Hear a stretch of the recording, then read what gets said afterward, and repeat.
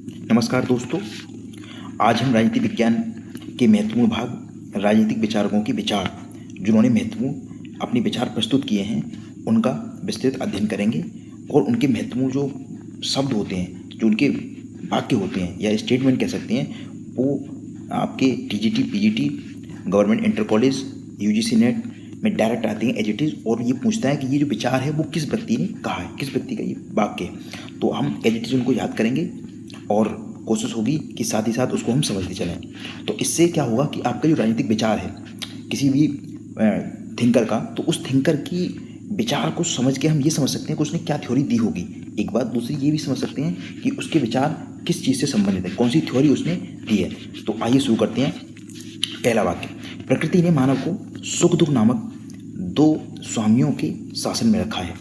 यानी प्रकृति ने इंसान को सुख और दुख ऐसे दो शासक हैं जिनके बीच रखा है। ये बात कही है बेंथम ने। तो बेंथम यहाँ पे ये दर्शाना चाह रहे हैं कि जो मनुष्य है वो सुख और दुख दो ऐसे स्वामी हैं जिसके बीच फंसा हुआ है। तो बेंथम का विचार है। और बेंथम कैसे हैं, एक ऐसी विचारधारा को प्रतिनिधित्व करते हैं जिसे हम बोलते हैं उपयोगितावादी।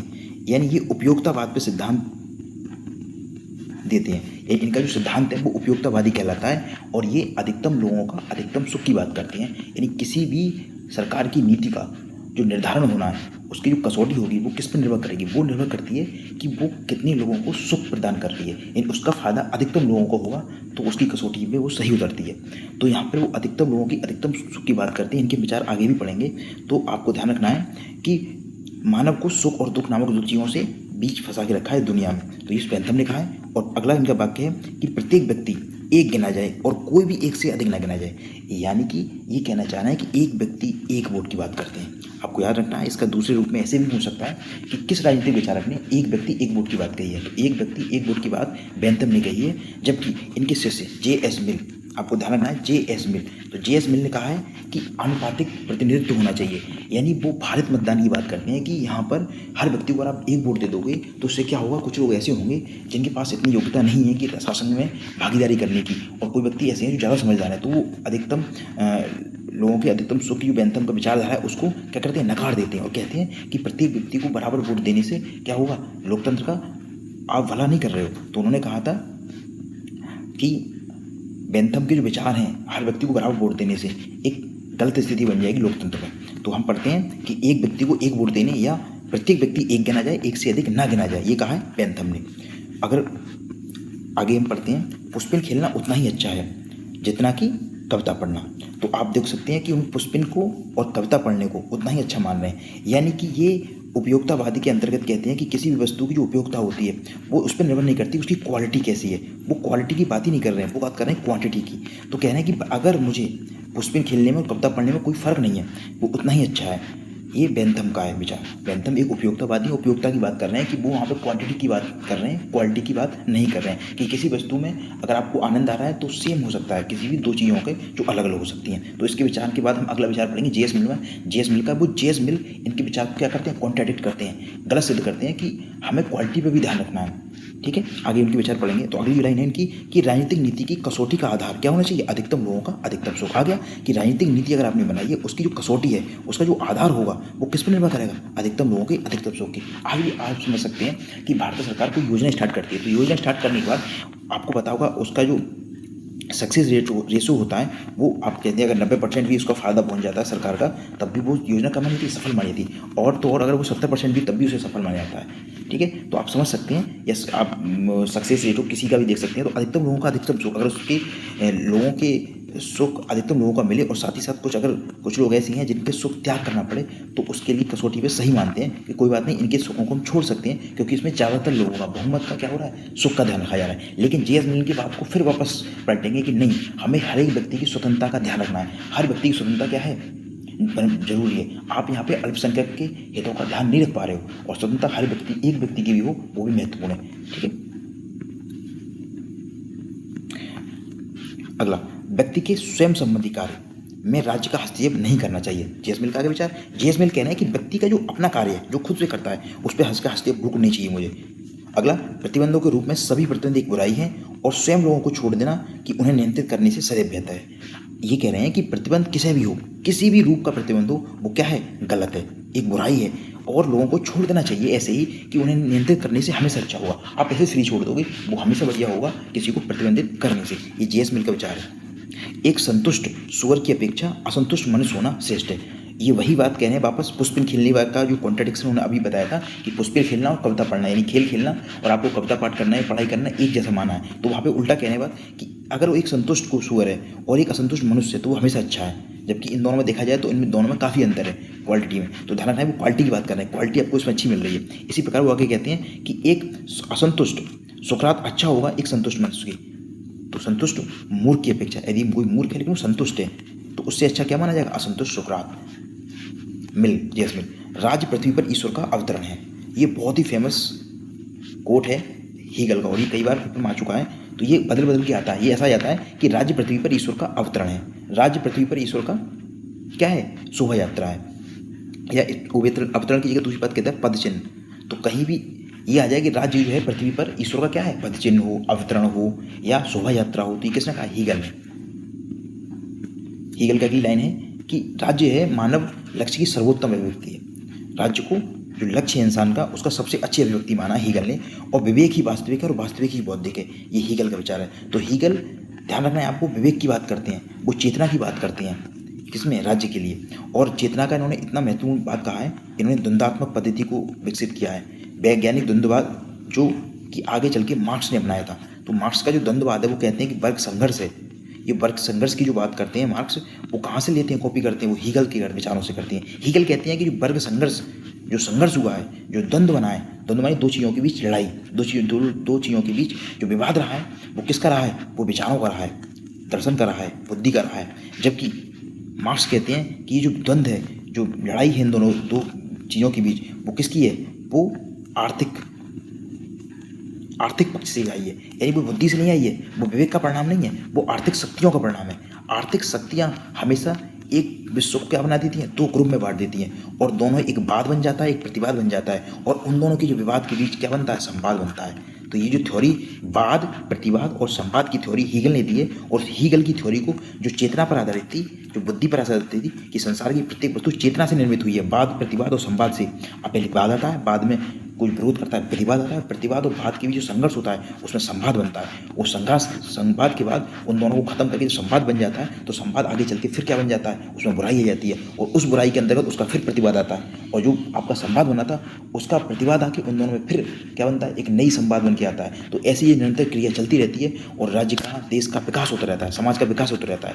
जबकि कार्ल मार्क्स इनके विचारों के अलावा कहते हैं कि वाद प्रतिवाद किस में आता है? वाद प्रतिवाद उत्पादन की शक्तियों में आता है, आर्थिक शक्तियों में आता है। और उत्पादन की जो शक्तियाँ होती हैं उन शक्तियों के बीच वाद प्रतिवाद रहते हैं। जैसे पहले सामंतवादी व्यवस्था थी तो मजदूर वर्ग रह जाता था। आज के समय का मजदूर वर्ग और पूंजीपति के बीच संघर्ष है। तो ये वाद है, ये प्रतिवाद है। इन दोनों में संघर्ष होगा और संघर्ष होने के बाद क्या आएगी? साम्यवाद आएगा। तो ये साम्यवाद क्या है? संवाद हो जाएगा। तो ध्यान रखना है ये आर्थिक जो विचार हैं द्वंद्ववाद के वो कार्ल मार्क्स ने दिए हैं, जबकि चेतना के आधार पर द्वंद्ववाद हीगल ने दिया है। तो हीगल का ये बहुत ही महत्वपूर्ण विचार आएगा आगे कि राज्य मानव का क्या है? सर्वोत्तम विभक्ति है और संकल्प ना की शक्ति राज्य का आधार है। ये कहा है ग्रीन ने। ग्रीन ने कहा है संकल्प से क्या बना है? राज्य बना है। राज्य का निर्माण संकल्प से बना है, इच्छा से बना है, शक्ति से नहीं बना है। लोग कहते थे कि शक्ति बहुत जरूरी होती है, तो ग्रीन कहते हैं नहीं, ऐसा नहीं है। राज्य का जो आधार है वो क्या है? संकल्प है, इच्छा है, लोगों की आपस में साथ रहने की इच्छाएं हैं, इस वजह से हुआ है। अगला, स्वतंत्रता उन कार्यों को करने और उपभोग करने की क्षमता को कहते हैं जो करने व उपभोग योग्य हो। यानी स्वतंत्रता उन कार्य को करने की इच्छाएं हैं, क्षमताएं हैं जो हमें करनी चाहिए, जो हमारे उपभोग योग्य हैं। वो क्या है? डी.एच. ग्रीन का विचार है कि स्वतंत्रता क्या है? हमारे जो काम हमें करनी चाहिए वो काम आप कर लें तो आपके लिए स्वतंत्र हो आप, और नहीं कर पा रहे हो तो समझ लो आप परतंत्र हो। अगला, राज्य का कर्तव्य उन दशाओं को जन्म देना है जिससे नैतिकता का विकास संभव हो सके। ये भी ग्रीन ने कहा है कि इंसान अगर अपना नैतिक विकास अच्छे से कर पा रहा है, राज्य एक ऐसी सुविधाएं दे रहा है, राज्य एक ऐसा वातावरण इंसान को दे रहा है जिससे उसका विकास संभव हो सके, वो शिक्षा प्राप्त कर सके, उसका बुद्धि की जो चेतना है वो सही तरीके से बिना किसी भी प्रकार के दूसरों के प्रभावित हुए अगर वो स्वतंत्र रूप से विचार व्यक्त कर सकता है, उसका विकास संभव हो सकता है, तो वो असलियत में क्या है? स्वतंत्र है। स्वतंत्रता राज्य की तो क्या है? प्रथम कर्तव्य। तो राज्य का कर्तव्य यही तो है कि वो विकास करे और यही स्वतंत्रता है। अगला, ग्रीन के बाद आता है अधिकार मनुष्य की आंतरिक विकास की क्या है? बाह्य अवस्थाएं हैं। ये भी ग्रीन ने कहा है कि अधिकार जो होता है मनुष्य की आंतरिक जो विकास होता है, अंदर जो विकास होता है उसकी बाह्य अवस्थाएं। कितनी अच्छी बात कही है कि इंसान के अंदर जो आंतरिक विकास हुआ वो अधिकार है। और अधिकार ये आपको पता कैसे पड़ेगा? ये उसकी बाह्य अवस्थाएं हो जाएंगी। यानी अधिकार का बाहर से देखने में आपको कैसे पता पड़ जाएगा? अगर आपका आंतरिक विकास हो रहा है, आप अपना नैतिक विकास कर पा रहे हो, तो वो असलियत में आपको अधिकार के द्वारा मिला है। और इसकी ये क्या है? बाह्य अवस्थाएं। अगला, मानवीय चेतना स्वतंत्रता चाहती है। मानव की जो चेतना है, आपके पास जो बुद्धि है, वो क्या चाहती है? स्वतंत्रता चाहती है। और स्वतंत्रता आपको कब मिलेगी? इसमें अधिकार चाहिए। तो स्वतंत्रता आपको जब ही मिल पाएगी जब आपके पास अधिकार होंगे। और अधिकार से क्या मिलती है? अधिकार अगर आपके पास है तो अधिकार की रक्षा के लिए क्या चाहिए? राज्य चाहिए। भाई आपको मैंने किसी चीज़ का अधिकार दे दिया, तो वो अधिकार के लिए आपको कोई ना कोई ऐसी शक्ति चाहिए जो उस अधिकार को इम्प्लीमेंट करा सके। तो वापस ये समझ सकते हैं कि मानव की चेतना स्वतंत्रता चाहती है और स्वतंत्रता में अधिकार मिलता है, और यही अधिकार आगे मिलकर क्या करता है? उसको राज्य का निर्माण करता है। ये किसका विचार है? ग्रीन के विचार के संबंध में बारकर ने कहा। ये क्वेश्चन बहुत ही महत्वपूर्ण है, आपको समझना है। ये बात पहले ग्रीन ने कही थी, लेकिन ग्रीन की बात को कोट करते हुए बारकर कहते हैं अपनी पुस्तक में। यानी कि बारकर ग्रीन के विचारों को अपने शब्द में कहते हैं। तो ओरिजिनल रूप से ये ग्रीन का विचार है, लेकिन इस विचार को मुख्य रूप से बारकर ने कहा है, ग्रीन को कोट करते हुए कहा है। जैसे कि आज हम कोट कर रहे हैं इन बातों को, लेकिन मैं कह रहा हूँ तो वही बात सेम बारकर कह रहे हैं ग्रीन के विचार के संबंध में। दार्शनिकों ने अब तक विश्व की व्याख्या की है। अभी तक दार्शनिकों ने जितने भी विचारक पढ़े थे, उन्होंने सिर्फ विश्व की व्याख्या की, लेकिन उसका महत्वपूर्ण कार्य क्या है? इसे बदलना है, उसको बदलना पड़ेगा विश्व की व्याख्या को। तो ये किसका है व्याख्या? मार्क्स का। और मार्क्स पहले भी आप समझ सकते हैं वो क्या है? एक वर्ग संघर्ष की बात कहते हैं और क्रांतिकारी विचारों के को प्रतिनिधि करते हैं कार्ल मार्क्स। मैंने हीगल के दर्शन को सिर के बल खड़ा पाया। आप समझ सकते हैं सिर के बल का क्या तात्पर्य क्या है? कि ये हीगल का दर्शन था, वो सिर के बल खड़ा हुआ था। तो सिर के बल खड़ा होने का मतलब कि जो द्वंद्ववाद था वो चेतना पर आधारित था, और मैं इसको किस पर खड़ा कर दिया? पैरों के बल खड़ा कर दिया। यानी वो उसको क्या कर दिया? आर्थिक क्रियाओं पर खड़ा कर दिया। कि आर्थिक विचार किसी भी देश काल के वर्ग का निर्धारण करते हैं, चेतना नहीं करती है। तो चेतना यानी सिर की पावर को कम करके उल्टा खड़ा हुआ था, मैंने इसको सीधा किया है। ये मार्क्स का विचार है। अब तक के समाज का जो इतिहास रहा है वो वर्ग संघर्ष का इतिहास है। ये किसका विचार है? मार्क्स का। कि अभी तक जितना भी इतिहास रहा है वो वर्ग संघर्ष से बना है। हमेशा दो ग्रुप के, दो वर्ग के बीच संघर्ष रहता है, इसे संवाद निकल के आता है, वो संवाद आगे चल के विकास करता रहता है, इतिहास को बनाता है। विश्व के मजदूर एक हो जाओ। इसलिए कार्ल मार्क्स क्या कहते हैं कि आप मजदूर, जो दूसरा वर्ग है, जो शोषित वर्ग है, वो एक हो जाओ पूंजीपति के खिलाफ, क्योंकि तुम्हारे पास बेड़ियाँ हैं, और बेड़ियाँ अगर आप खो दोगे तो आपके फायदे में की बात है। यानी कि तुम्हारे पास खोने के लिए कुछ है ही नहीं, जो भी तुम्हें मिलेगा वो पाने के लिए, सारा संसार है तुम्हारे पास। ये कार्ल मार्क्स का विचार है। धर्म जनता को अफीम की बताया है। कार्ल मार्क्स ने धर्म को क्या बताया? अफीम। कार्ल मार्क्स यहाँ तक राज्य को भी क्या कहते हैं? एक दमनकारी संस्था, दमनकारी बताते हैं। वो कहते हैं कार्ल मार्क्स कि राज्य जो है वो पूंजीपति की क्या है? एक तरीके से उनकी सिक्योरिटी है। यानी पूंजीपति अपनी रक्षा के लिए, अपने कह सकते हैं अपनी संस्थाओं को बचाने के लिए, अपने फायदे के लिए, अपने विचारों को बचाए रखने के लिए राज्य का निर्माण करते हैं। राज्य उनकी रक्षा करने के लिए, किसकी रक्षा करने के लिए? पूंजीपति के लिए। इसलिए राज्य को भी दमनकारी संस्था माना है, और ये भी शोषण में क्या है? भागीदार है, पूंजीपतियों के साथ मिला हुआ है। तो धर्म को क्या माना है? जनता को अफीम माना है, और जो व्यक्ति की पतन की गर्त में ले जाएगा, इंसान को क्या कर देगा? पतन की तरफ ले जाएगा। ये किसका विचार है? ये मार्क्स का विचार है। आगे, मनुष्य की चेतना सामाजिक स्तर का निर्धारित नहीं करती। वापस जो मैंने आपको रिपीट किया, बार बार वही आ रहा है कि जो मनुष्य की चेतना है वो उसके सामाजिक स्तर को निर्धारित नहीं करती है, बल्कि उसका जो सामाजिक स्तर है, यानी वो समाज में किस स्तर पर है, वो कौन से वर्ग में निर्धारित है, ये उसकी चेतना को निर्धारित कर रहा है। ये तो आप प्रैक्टिकल तौर पे देख सकते हैं कि आपकी जो बुद्धि है, आपका जो विचार है, वो विचार किससे प्रभावित हो रहा है? विचार से आपका समाज प्रभावित कम होता है, आपके समाज से आप प्रभावित ज़्यादा होते हो। आपके विचार वैसे ही आते हैं जैसे आप बाहर समाज में चीज़ों को देखते हो। तो आप समझ सकते हैं कि कार्ल मार्क्स ने क्या कहा है कि जो मनुष्य की चेतना है वो उसके सामाजिक स्तर को निर्धारित करती है। ठीक है, क्या कहा है? मनुष्य की चेतना उसके सामाजिक स्तर को निर्धारित नहीं करती, बल्कि उसका जो सामाजिक स्तर है, जो उसके समाज में जो उसका स्तर है, उसके आधार पर उसकी जो चेतना है, उसकी जो बुद्धि है, उसके विचार हैं, वो उससे प्रभावित होकर उससे बनते हैं। अगला, अतिरिक्त मूल्य का सिद्धांत देते हैं कार्ल मार्क्स। वापस कहते हैं कि जो पूंजीपति है वो मजदूर का क्या करता है? शोषण करता है। और किस माध्यम से करता है? कि मजदूर वर्ग जो किसी भी पूंजीपति की अगर मजदूरी कर रहा है काम, तो वो जो 800 रुपये का उसने अगर माल पैदा किया है, तो ध्यान रखना है उसको सिर्फ 200 रुपये मिलते हैं। तो जो 600 रुपये उसने जो कमाई है पूंजीपति, वो अपने पास रख लेता है। यही क्या है? अतिरिक्त मूल्य। तो अतिरिक्त मूल्य को आप ऐसे समझ सकते हैं कि अतिरिक्त मूल्य उन दो मूल्यों का अंतर है जिसे एक श्रमिक पैदा करता है, यानी जो उसने पैदा किया है, जो उसने प्रोडक्ट बनाया है, और जिसे वह वास्तव में प्राप्त करता है। यानी मजदूर को कितना मिलता है, जबकि वो पैदा ज़्यादा करता है। मान लो उसने 1 लाख रुपये का माल बनाया, लेकिन उसकी सैलरी 10,000 रुपये होगी, तो इसका मतलब जो 90,000 रुपये है वो पूंजीपति के हो गए, जबकि उसमें हिस्सा किसका भी होना चाहिए? उसमें मजदूर वर्ग का भी होना चाहिए। तो यही क्या है? अतिरिक्त मूल्य। अगला, किसी युग के संपूर्ण सामाजिक जीवन का निश्चय आर्थिक परिस्थितियां ही करती हैं। देखो कार्ल मार्क्स का बार बार आ रहा है, किसी युग का जो संपूर्ण सामाजिक जीवन है, समाज में कैसा जीवन होगा, वो किस पर निर्भर कर रहा है? आर्थिक परिस्थितियों पर। जैसी आर्थिक परिस्थितियां होंगी वैसा ही समाज बनेगा। अगर यहाँ पे पूंजीपति व्यवस्था है तो वहाँ पे मजदूर बनेंगे, अगर वहाँ पे किसान और जमींदार लोग हैं तो वहाँ पे उनकी जो खेतों में काम करने वाले क्या बनेंगे, उसी प्रकार के लोग बनते जाएंगे। तो जैसी स्थिति होगी वैसा वहाँ पे व्यवस्था बनेगी। अच्छा, राज्य अंततः मुरझा जाएगा, ये एंजल्स का कथन है। और एंजल्स कौन थे?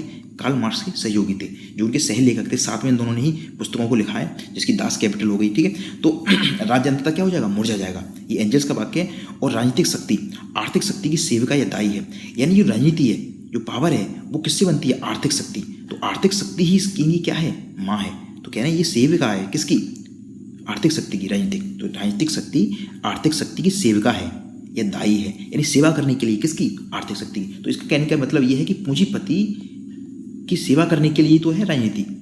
तो राजनीतिक लोग आप देखते हो तो आपको लगता है कि आप राजनीति चला रहे हो, ऐसा नहीं है, पूंजीपति लोग चला रहे हैं। तो ये कहने का मतलब है कि पूंजीपति की सेवा करने के लिए तो राजनीति आई है, राज्य आया है। अगला, पूंजीपति राज्य श्रमिकों के विद्रोह के जो विरुद्ध प्रहरीवादी खड़ा है। यानी पूंजीपति जो राज्य है, ऐसा राज्य जहाँ पे पूंजीवादी व्यवस्था है, वो श्रमिकों के खिलाफ खड़ी होती है, क्योंकि वो विद्रोह कर देंगे तो उनके खिलाफ प्रहरीवादी खड़ा हुआ। यानी पूंजीपति वर्ग श्रमिकों को आगे नहीं बढ़ने देगा। ये एंजल्स का कथन है। अगला, साम्राज्यवाद पूंजीवाद की अंतिम अवस्था। ये लेनिन का काफ़ी फेमस वाक्य, ये कई बार टीजीटी पीजीटी और यूजीसी नेट में भी आ चुका है कि साम्राज्यवाद जो होता है वो आखिर में क्या बनता है? पूंजीवाद की तरफ जाता है। जैसे आप ब्रिटेन को याद कर सकते हैं, ब्रिटेन, फ्रांस, ये पहले साम्राज्यवाद व्यवस्था थी और ये उनकी अंतिम अवस्था क्या आई? पूंजीवाद आई। ये ऐसे समझते हैं, पूंजीवाद की जो अंतिम अवस्था है वो साम्राज्यवाद है। पूंजीवादी व्यवस्था एक दिन बढ़ते बढ़ते अपने आप को साम्राज्य बनाएगी और साम्राज्य बनाते सभी को क्या कर लेगी? अपने अधीन करेगी। अगला, राज्य धनवान वर्ग के हाथ की क्या है? कठपुतली है। वापस वही आ रहा है, राज्य क्या है? धनवान वर्ग, यानी पूंजीपति वर्ग है, उसकी कठपुतली है। वह सर्वहित या जन कल्याण के साधन नहीं हो सकता। आपको भ्रम होता है कि ये हमारे हित में सरकार बनी है, ये कल्याण करेगी राजनीति, ऐसा नहीं है। वो धनवान वर्ग की क्या है? कठपुतली है। ये वाक्य है लेनिन का। ठीक है, लेनिन कहते हैं कि धनवान वर्ग की क्या है? वो कठपुतली है। अच्छा, राज्य जो है जनसंख्या के अधिकांश भाग पर शासन करने वाली पूंजीपति के हाथ में शोषण का साधन है। वापस फिर लेनिन कहते हैं कि राज्य जो है, जितने ज़्यादातर लोग हैं उन पर शासन करने के लिए क्या है? पूंजीपति के हाथ का क्या है? एक साधन है, उनका एक तरीके से ऑब्जेक्ट है उनके लिए वो। अच्छा, लेनिनवाद क्या कहता है? लेनिनवाद साम्राज्यवाद के युग को और श्रमजीवी क्रांति का मार्क्सवाद है। ये स्टालिन जो लेनिन के बाद आते हैं, सोवियत संघ के राष्ट्रपति बनते हैं, प्रमुख बनते हैं, कि लेनिनवाद साम्राज्यवाद के युग और श्रमजीवी क्रांति का मार्क्सवाद हुआ। अगला कथन, एक दल की तानाशाही। एक दल की जो तानाशाही होती है वो क्या होती है? वो मजदूर वर्ग की तानाशाही नहीं होती है, बल्कि मजदूर वर्ग पर ही तानाशाही होती है। ये टाटस्की कहते हैं। एक तरीके से ये कार्ल मार्क्स के विचारों के विरुद्ध जाते हैं। क्या कहना है कि जो दल की तानाशाही हो रही है, जैसे कि आप रूस में देख सकते हो, तो रूस में एक दल की तानाशाही है, तो वो आई तो इस बात के लिए थी कि पूंजीपति के हम खिलाफ जाएंगे, पूंजीपति को खड़ेंगे, पूंजीपति के विरुद्ध आई थी कि मजदूरों को इकट्ठा करो और एक पार्टी बनाओ और अपने आप को साम्यवाद लेके आओ, कम्युनिस्ट विचारधारा लेके आओ। लेकिन वो क्या करती है? एक दल की तानाशाही बन जाती है और वो मजदूर वर्ग पर ही तानाशाही दिखाती है। ठीक है, तो ऐसा नहीं है कि वो मजदूर वर्ग के लिए आई है। तो ये टाटस्की कहते हैं। तो राज्य पारस्परिक भरोसे के लिए एक ज्वाइंट स्टॉक कंपनी, ये कहा है स्पेंसर ने। स्पेंसर कहते हैं कि राज्य क्या है? आपस में भरोसे के लिए एक स्टॉक कंपनी बनाई है, ज्वाइंट। ठीक है, ये स्पेंसर ने कहा है। चूंकि समाज जो है उसका स्वरूप कैसा है? संघात्मक है। संघात्मक से तात्पर्य होता है कि सभी मिलजुल के ग्रुप में काम करते हैं, सबकी पावर छोटी छोटी ग्रुप में पावर बटी होती है, सत्ता केंद्रीकृत नहीं होती है। आपको ध्यान रखना है, संघ में क्या होता है? पावर छोटे छोटे टुकड़ों में बांट दी जाती है, ऐसे बोलते हैं विकेंद्रीकरण। और जबकि केंद्रीकरण में क्या होती है? एकात्मक होता है।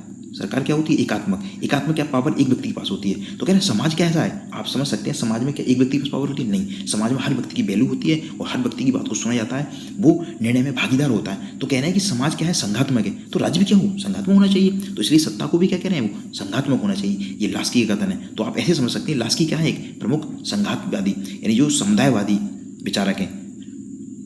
अगला, अधिकार सामाजिक जीवन की वे परिस्थितियां हैं जिनके बिना कोई मनुष्य अपना पूर्ण विकास नहीं कर पाएगा। वापस लास्की फिर कहते हैं कि अगर आपको अधिकार नहीं मिलेंगे सामाजिक जीवन में तो आप विकास नहीं कर पाओगे।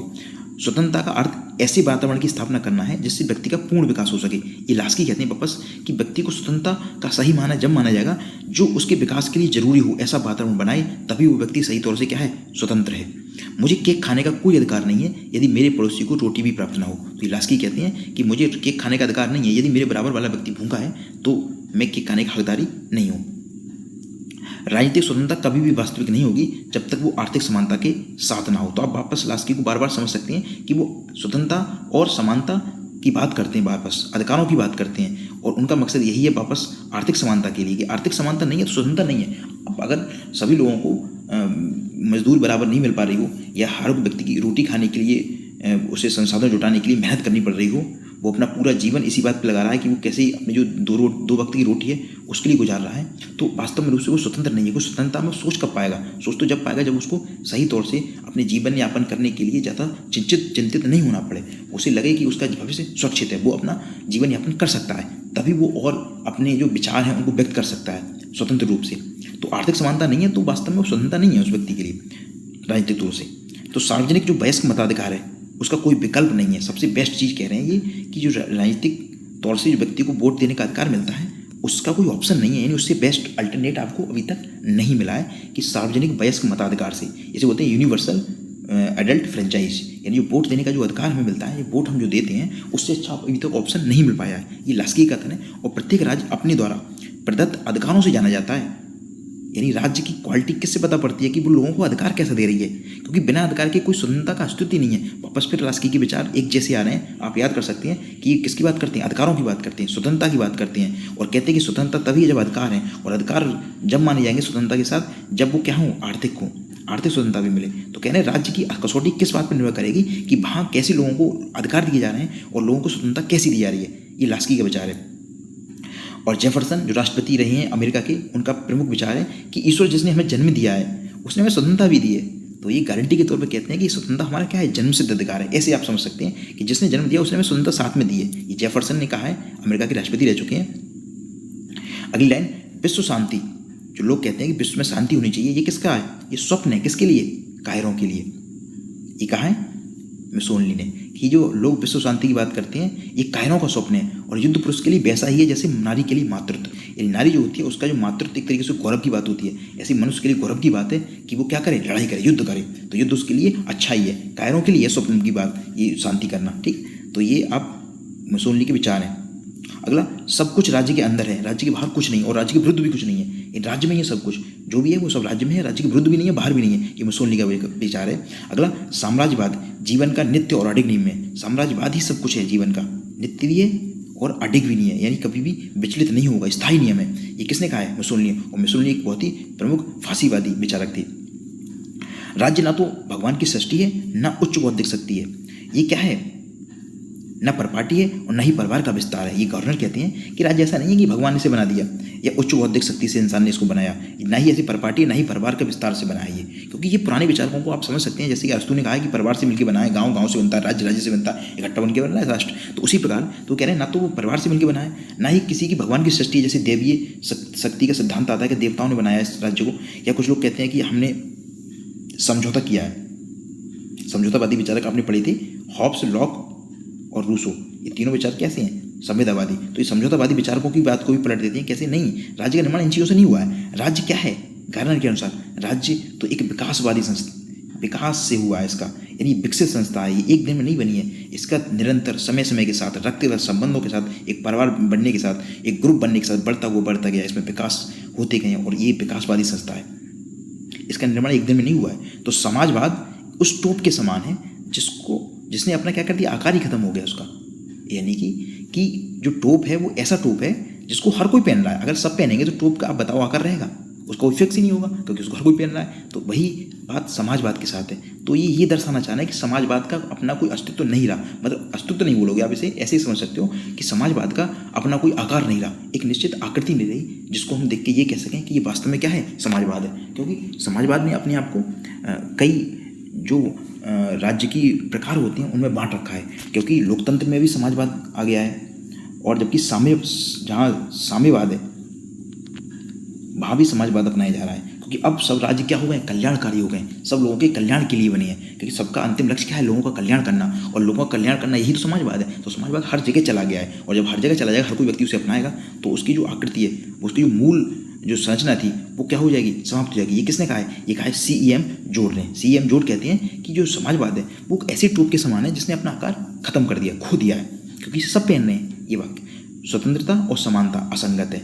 स्वतंत्रता और समानता को असंगत बात किसने की है? डी टॉकविले। यानी डी टॉकविले स्वतंत्रता को समानता का क्या मानते हैं? विरोधी मानते हैं। स्वजन समूह समाज को जन्म देता है। स्वजन समूह यानी जो हमारे परिवार होता है, रक्त संबंध बोल सकते हैं इसे, ये समाज को जन्म देगा और समाज आगे चलकर राज्य को बनाएगा। ये किसका कथन है? मैकाई का कथन है।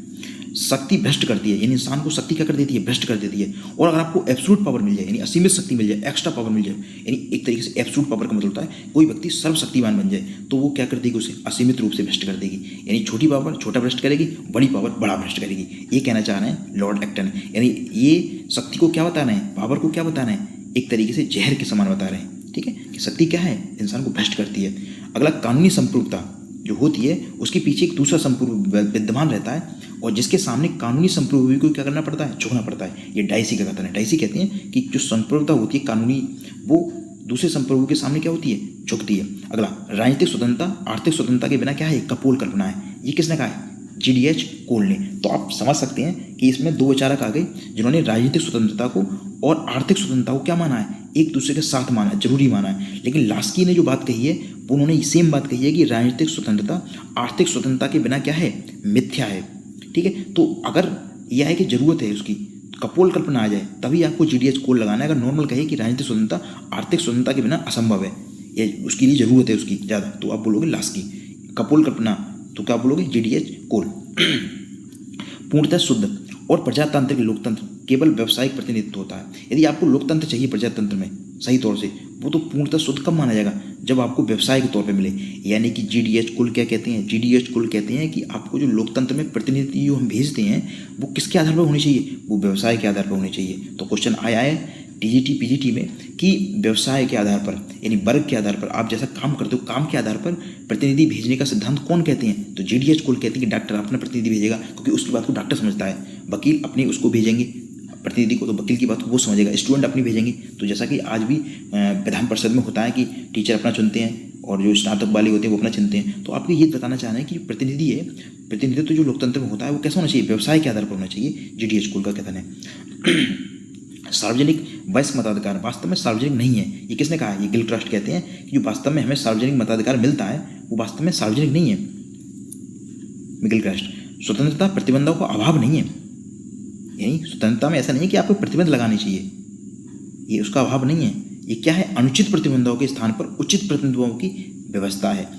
मतलब मैकेंजी ये कहना चाह रहे हैं कि जो स्वतंत्रता हमें मिली है उस पर प्रतिबंध होनी चाहिए। ऐसा नहीं है कि उस पर प्रतिबंध ना हो, अभाव नहीं है, क्योंकि अगर आपको अभाव हो जाएगा तो उससे क्या हो जाएगा? अराजकतावादी स्थिति हो जाएगी। तो ऐसी स्थिति के लिए है ना कि आपको गलत प्रतिबंध नहीं लगाने हैं। ऐसा नहीं है कि आपसे कहा जाए कि आप जैसे चाहें वैसे अपनी पढ़ाई कर सकते हो, जैसे चाहें वैसे आप अपनी बात को कह सकते हो।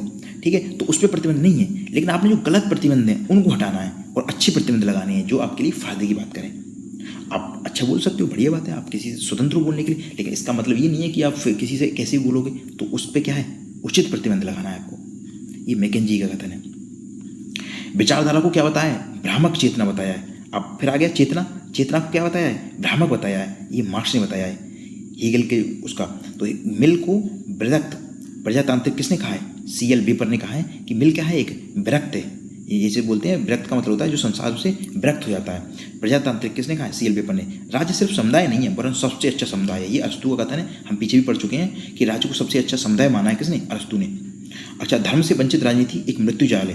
यानी धर्म में अगर राजनीति नहीं होगी, यानी अगर राजनीति में धर्म लोग नहीं अपनाएंगे, कहते हैं तुमने अपना धर्म नहीं निभाया, अगर राजनीति में लोग धर्म नहीं निभाएंगे, धर्म राजनीति में नहीं होगी तो ये मृत्यु जाल हो जाएगी, क्योंकि आत्मा से क्या हो जाएगी? हनन हो जाएगा। तो क्योंकि आपके आत्मा का कोई बोध ही नहीं रहेगा, तो आप अपनी आत्मा को खो चुके होंगे। तो ये गांधी जी के विचार है। संप्रभु राज्य के दिन अब क्या हो चुके हैं? खत्म हो चुके हैं, लग चुके हैं। ये कहा है लिंडसे ने। नौकरशाही मंत्रिपरिषद की उत्तरदायित्व की लबादी में क्या करती है? फलती फूलती रहती है। आप समझ सकते हैं ब्यूरोक्रेसी जो होती है, नौकरशाही होती है, जो मंत्रिमंडल होते हैं ना, वो उसको उत्तरदायित्व उसको दे देते हैं, और इससे क्या होता है? वो बढ़ती आ रही है। क्योंकि आप समझ सकते हैं कि जो नेता होते हैं हमारे, वो क्या करते हैं? वो अपनी उत्तरदायित्व किसको दे देते हैं? नौकरशाही को देते हैं। क्योंकि कानून बनना है तो नेता बनाते हैं उसको, नेता सिर्फ उसको पास करते हैं, वो सिर्फ देखते हैं उसको, जो पूरी तरह से जो ड्राफ्ट है, जो सब चीज़ उसके अंदर का कानून होते हैं उनको इम्प्लीमेंट करना है, उसको कैसे लगाना है, उसमें क्या क्या चीज़ें इम्प्लीमेंट होनी है, ये सब बातें कौन बताता है? ये सब नौकरशाही बताती है। तो कह रहे हैं नौकरशाही को ये क्या मिल रहा है? उत्तरदायित्व मिल रहा है, और इसकी वजह से क्या हो रही है? फल रही है, फूलती जा रही है। ये किसका कथन है? रैमजे मेयोर। नौकरशाही शब्द का सबसे पहले रचना जो व्यक्त की थी वो किसने की थी? Vincent de Gournay. Vincent de Gournay ने कहा था, ये TGT में अभी आया था 2021 के पेपर में, कि नौकरशाही शब्द की उत्पत्ति सबसे पहले किसने की रचना? तो विंसेंट डी गुर्ने। लोक प्रशासन का जनक कहता है, किसको कहा जाता है? Woodrow Wilson. वुडरो विल्सन को लोक प्रशासन का जनक माना जाता है। एंड ऑफ आइडियोलॉजी, आइडियोलॉजी का अंत हो जाएगा, ये किसने कहा है? डेनियल वेल ने अपनी पुस्तक लिखी है एंड ऑफ आइडियोलॉजी। इसलिए बोली थी क्योंकि जब सोवियत संघ का विघटन हो जाता है तो सबको पता पड़ गया कि सोवियत संघ किसका प्रतीक था? साम्यवाद का। और साम्यवाद का प्रतीक जब खत्म हो जाएगा तो ऐसी स्थिति में सबको लगा कि अब पूंजीवादी व्यवस्था, पूंजीवादी जो देश है, पूंजीवादी जो विचारधारा है वो क्या हो गई? विजयी हो गई। तो इसलिए उन्होंने कहा है एंड ऑफ आइडियोलॉजी, यानी विचारधारा का ही अंत हो गया। तो विचारधारा की अंत की बात किसने कही है? Daniel well. डेनियल वेल कहते हैं कि विचारधारा खत्म होगी क्योंकि पूरी तरह से कौन जीत गया? पूंजीवादी व्यवस्था। अंतर्राष्ट्रीय कानून का जनक किसको माना जाता है? ह्यूगो ग्रेसियस को। और इन्हें बाह्य संप्रभुता का जनक भी कहा जाता है, यानी अंतर्राष्ट्रीय कानून का जनक या बाह्य संप्रभुता का जनक ह्यूगो ग्रेसियस को माना जाता है। अगला, समाजवाद शब्द का सबसे पहले जो प्रयोग किया समाजवाद का वो रॉबर्ट ओवेन ने किया। ये इंग्लैंड के एक समाजवादी विचारक थे। और ग्लोबलाइजेशन शब्द सबसे पहले किसने कहा है? थियोडोर लेविट ने। शीत युद्ध शब्द सबसे पहले किसने कहा है? बर्नार्ड बरुच ने। शीत युद्ध शब्द बर्नार्ड बरुच ने कहा है। उदारवाद का जनक किसको माना जाता है? John Locke. संप्रभुता शब्द को सबसे पहले व्याख्या किसने की है? जीन बोधो ने। जीन बोधो ने संप्रभुता शब्द की व्याख्या की है। अध्ययन की ऐतिहासिक पद्धति, अध्ययन की जो ऐतिहासिक पद्धति थी उसका सबसे पहले जनक किसको माना जाता है? अरस्तु को। अरस्तु को जो अध्ययन की ऐतिहासिक पद्धति है वो अरस्तु को माना जाता है क्योंकि अरस्तु ने उस समय तत्कालिक तौर से 158 संविधानों का अध्ययन किया था, तो इसलिए उनको क्या माना जाता है? ऐतिहासिक पद्धति का जनक। राजनीति विज्ञान का जनक भी अरस्तु को माना जाता है, लेकिन दर्शन अगर बात है राजनीति के साथ तो ये प्लूटो को माना जाता है। तो उन्होंने दर्शन से विज्ञान अलग बनाया अरस्तु ने। अगला, प्रथम आधुनिक विचारक किसको माना जाता है? मैकियावेली को, जिन्होंने राज्य की शब्द दिया था। राज्य शब्द सबसे पहले मैकियावेली ने आधुनिक तौर पर प्रयोग किया था। राज्य की सहायता व्यक्ति के आत्मविश्वास के भाव को क्या कर दी है? खत्म कर देती है। अगर राज्य से आपको सहायता मिलती जा रही है, आपको सब्सिडी मिलती जा रही है, इससे आपके अंदर जो आत्मविश्वास है वो खत्म हो जाएगा। ये कहा है जीएस मिल ने। और इसके आगे कहा है ये उसके उत्तरदायित्व को दुर्बल बनाती है। आपके अंदर जो उत्तरदायित्व की भावना रहती है वो खत्म होती जाएगी। आपको अगर फ्री में कोई चीज़ मिलती रहे तो आप काम करने, आपके पास जो उत्तरदायित्व है, आपका जो कर्तव्य परायणता है वो खत्म होती जाएगी और इससे चरित्र क्या हो जाएगा? दुर्बल हो जाएगा और आपके विचार भी क्या हो जाएंगे? कुंठित हो जाएंगे। तो आपको ध्यान रखना है। जीएस मिल बहुत ही अच्छी बात कहते हैं। ये आप अभी प्रयोग के तौर पर समझ सकते हैं कि लोग सरकार के सब्सिडी के हाथों इंतजार करते हैं कि कब मिले और इससे अपना काम भी नहीं करते हैं, तो असलियत में वो अपने उत्तरदायित्व को भूलते जा रहे हैं, दुर्बल बना रहे हैं, उनके विचार कुंठित होते जा रहे हैं। अगला, व्यक्ति के जो समस्त महत्व है उसकी जो संपूर्ण आध्यात्मिक यथार्थता है, जो कुछ भी उसे उपलब्ध है वे इसलिए है कि वो राज्य का क्या है? सदस्य है। यानी राज्य है इसलिए तो उसके अंदर ये सब चीज़ें आई हैं। उसके पास जो कुछ सोचने का, समझने का जो भी उसके पास उत्तरदायित्व यथार्थता है, ये सब कहाँ से आई है? राज्य से। और राज्य को हीगल ने क्या माना है? ईश्वर का अवतरण। आपने पीछे पढ़ा है, राज्य ईश्वर का क्या है? पदयात्रा है, शोभा यात्रा है। मार्क्सवाद को युग का भ्रम किसने कहा है? Lord Acton. लॉर्ड एक्टन मार्क्सवाद को क्या कहते हैं? युग का भ्रम। ठीक, आप देख सकते हैं कि जितने विचारक हैं एक दूसरे के क्या कर रहे हैं?